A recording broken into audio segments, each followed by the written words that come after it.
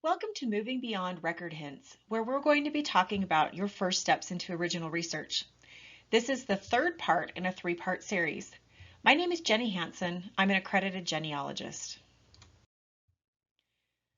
RootsTech has asked me to remind you that the contents of this video, all thoughts, views, and opinions that are expressed are solely mine.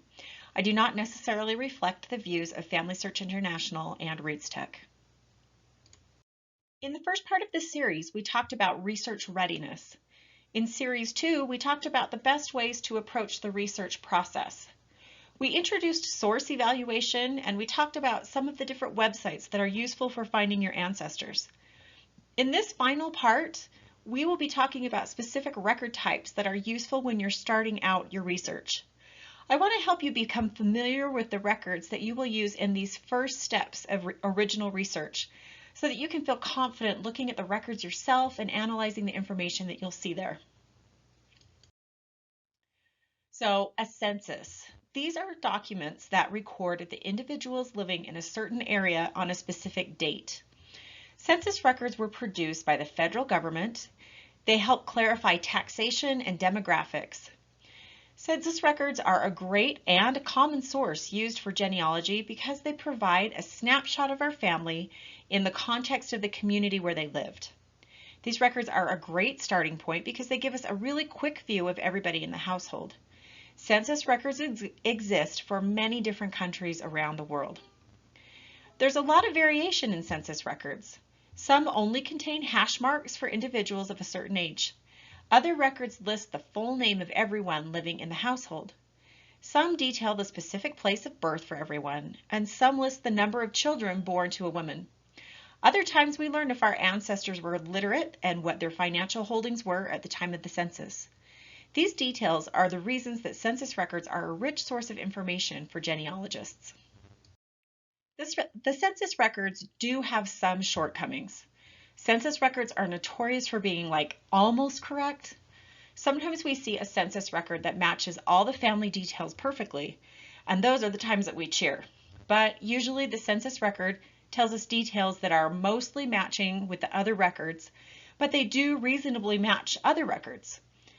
This difference in accuracy can be attributed to the informant or the person supplying the information. Census takers were required to canvass their assigned area on a certain day or within a span of small days, which means that if your ancestor was not at home, a neighbor may have given the census taker the information about your family. If an adult was not available to provide those details, it could have just been approximated, or a child may have been the person giving the details. Even if the informant was the most informed person around, the details came straight from that person's memory. So the very nature of a census record allows for errors to occur. I want to take you through the process of finding a census image on FamilySearch, which is just one of the many websites that host those images. When I come to FamilySearch, I want to search in the Search tab. And then from there, I can select the records that drop from that option. I can either search by location or I can enter my collection name to that search bar. I'm choosing to go by location so that I can see everything that's going to be available on the U.S. federal level. On this page, I can enter my ancestor's name, or I can continue to scroll down and see an alphabetical list of all the records for the U.S. So let's scroll and take a look. Of course, we start at the top with Alabama, so I'm going to keep going down to see what exists for the United States.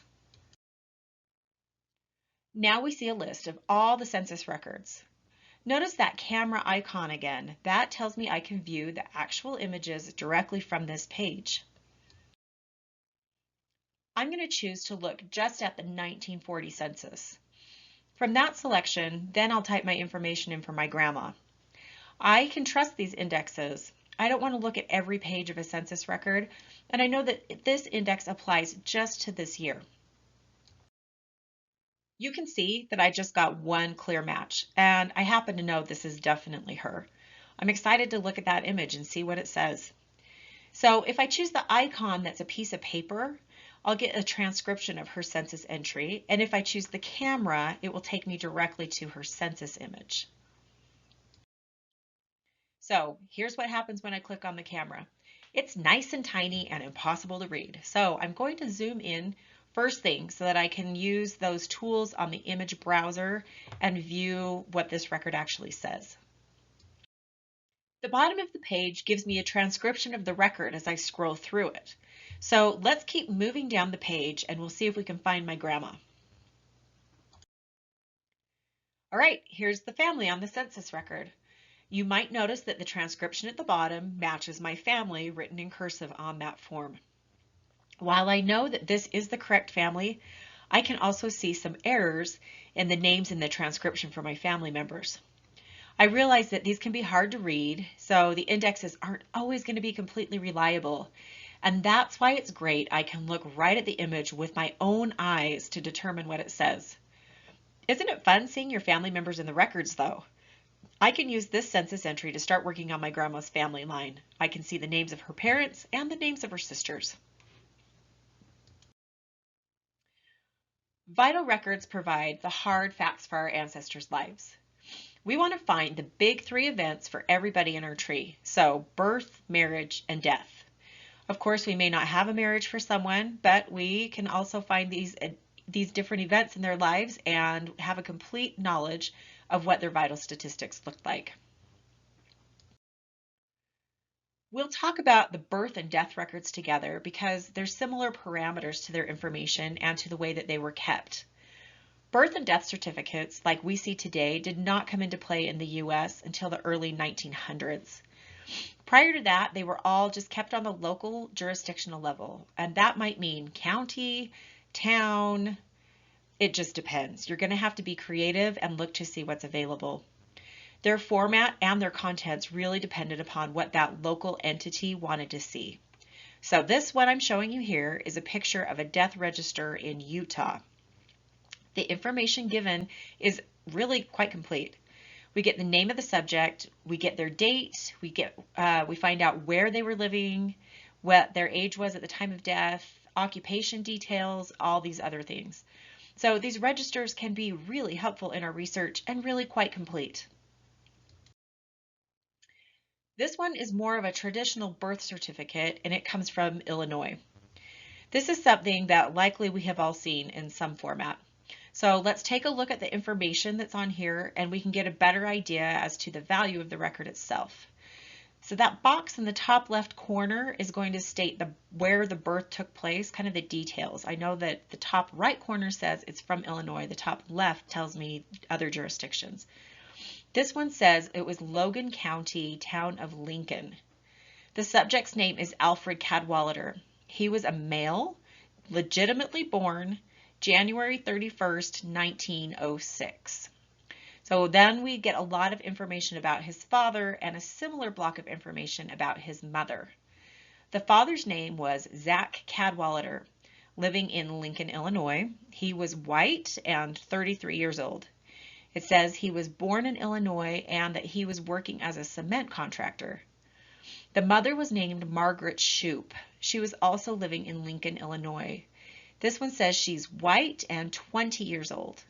And she was also born in Illinois, and her occupation is listed as a housewife. This was their first child. We have a lot of really good information from this already. So my question is always, how reliable is this? So the next portion of the certificate is telling us about the informant or the person who supplied all the information. Susan Shoup, the grandmother, was the one who reported all of this. So my guess is, given the time period, she may have even been present at the birth. I feel like this is really good information. Even if she wasn't there, this is her daughter and the daughter's husband. Margaret's going to be a great informant for us.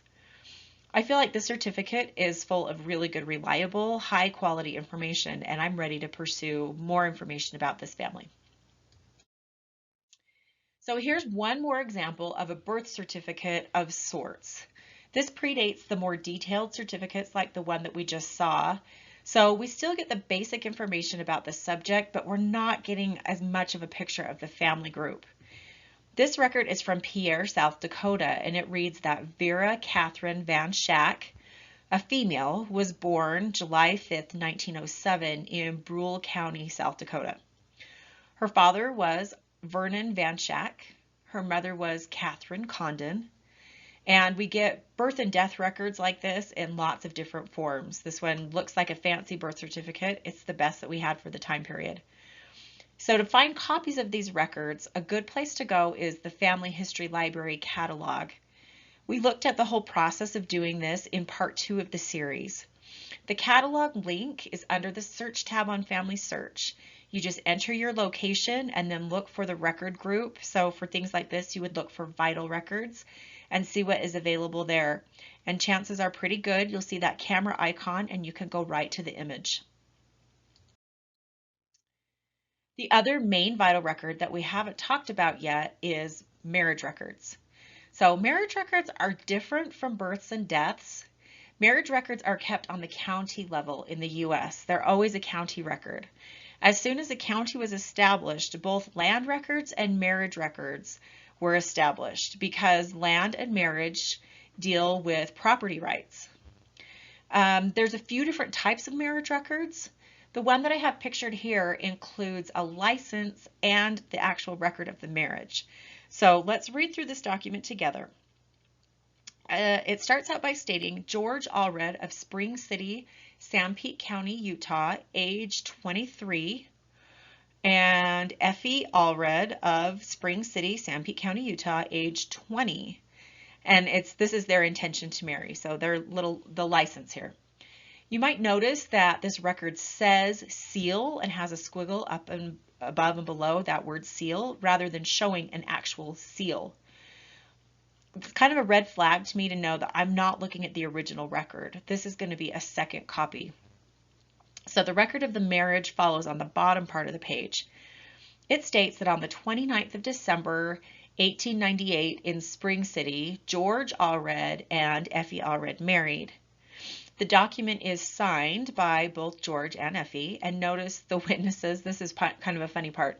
The witnesses are Samuel Allred and Reddick Allred, and the marriage was performed by James Allred.